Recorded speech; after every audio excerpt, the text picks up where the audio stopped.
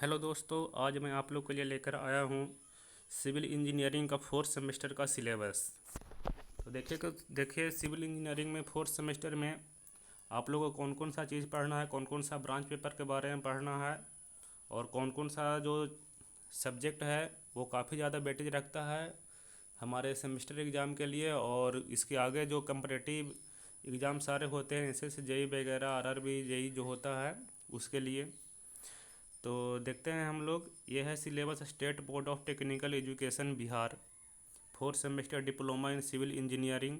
ठीक है, और सिविल रूलर के लिए भी यही सिलेबस फॉलो करता है। तो इसमें हम लोग देख रहे हैं कि इसमें हम लोग को थ्योरी पेपर जो है वो 5 थ्योरी पेपर पढ़ना है हम लोग का। जो थ्योरी पेपर है वो हम लोग को 5 पढ़ना है, जिसमें है advance survey, mechanics of structure, Jio technical engineering, transportation engineering और हाइड्रोलिक्स इंजीनियरिंग। तो इसमें हम लोग इसके बारे में देखेंगे और भी डिटेल में देखेंगे बाद में हम लोग।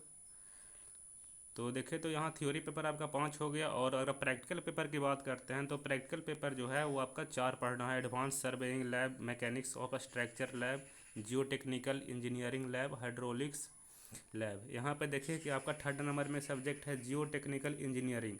इसी को हम लोग सॉइल मैकेनिक्स के नाम से भी जानते हैं। अगर आगे बात करें तो आपका आता है टर्म वर्क। 2 सब्जेक्ट है आपका टर्म वर्क में, वो आपका कॉलेज में होगा। अब देखिए एडवांस सर्वे। तो एडवांस सर्वे जो है आपका, उसमें आपको कौन कौन सा चैप्टर पढ़ना है। तो यूनिट फर्स्ट है प्लेन टेबल सर्वे, थियोडोलाइट सर्वे, और 3rd है टेकोमेट्री सर्वे, 4 है कर्व। ठीक है, 5 यूनिट आपका आता है advance survey and equipment. 6 unit आता आता है aerial survey and remote sensing. तो एडवांस सर्वे जो आपका 3rd सेमेस्टर में तो ज़्यादा इंपॉर्टेंट है। इस ये जो एडवांस सर्वे है आपका 4th सेमेस्टर में उतना ज़्यादा वेटेज नहीं रखता है, मतलब कि इससे उतना ज़्यादा आगे चल के आपको कम्पिटेटिव एग्जाम में क्वेश्चन नहीं आएगा।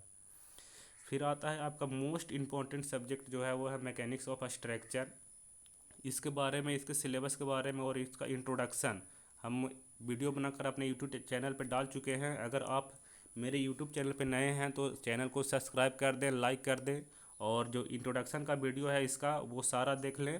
और मैं आपको लोग को बता दूं कि जो आपका सिविल का 4th सेमेस्टर का सिलेबस है वो मैं सारा कवर करूंगा, सारा का लेक्चर बनाऊंगा, बिल्कुल अच्छे ढंग से बनाऊंगा और अच्छे स्टैंडर्ड तक बनाऊंगा। अगर आप एक बार अगर पढ़ लेते हैं तो आपको एसएससी जेई लेवल तक एक भी क्वेश्चन मिस नहीं होगा। पूरा का पूरा कवर करेंगे, डिटेल में कवर करेंगे। कोई भी स्टेट लेवल का एग्ज़ाम हो या किसी भी तरह का एग्ज़ाम हो, आपका सेमेस्टर का एग्ज़ाम हो, सारा चीज़ को हम उसमें इंक्लूड करेंगे। सबसे पहले जो आपका पॉलिटेक्निक का सिलेबस है मैं आप लोग को वो कंप्लीट कराऊंगा। उसके बाद में जो टॉपिक छूट जाता है, जो टॉपिक आप लोग के पॉलिटेक्निक के सिलेबस में नहीं है और उससे भी कंपटेटिव एग्जाम में क्वेश्चन बनता है, तो मैं बाद में उसको कवर करूँगा। ठीक है, इसका सिलेबस देखें तो यूनिट फर्स्ट है स्ट्रेस स्ट्रेन, सेकेंड है elastic constant and principal stress, 3rd है shear force and bending moment जिसमें हम लोग पढ़ेंगे एसएफडी बीएमडी के बारे में। 4 है आपका मोमेंट ऑफ इनर्शिया, 5th है stresses in beam, 6 analysis of truss, 7 है स्ट्रेन एनर्जी। उसके बाद अगर हम लोग नेक्स्ट सब्जेक्ट की बात करते हैं तो आता है जियो टेक्निकल इंजीनियरिंग, जिसको हम लोग सॉइल मैकेनिक्स के नाम से जानते हैं। और ये सब्जेक्ट भी जो है वो आपका कम्पटेटिव लेवल के एग्ज़ाम में बहुत ही ज़्यादा वेटेज रखता है। फर्स्ट यूनिट इसमें हम लोग देखेंगे overview of geo technical engineering. Second unit में हम लोग देखेंगे physical properties of soil. 3rd unit में हम लोग देखेंगे permeability of soil and seepage analysis. 4th unit में देखेंगे shear strength of soil. 5th unit में देखेंगे bearing capacity of soil. 6th unit इसका आपका है compaction of soil and stabilization. यह लोग हम लोग देखेंगे जब ये टॉपिक शुरू करेंगे अपने लेक्चर में, तो हम लोग इसके बारे में डिटेल में देखेंगे कि क्या होता है, कैसे कैसे होता है, क्यों हम लोग को पढ़ना ज़रूरी है। फिर है साइट इन्वेस्टिगेशन एंड सब सॉइल एक्सप्लोरेशन।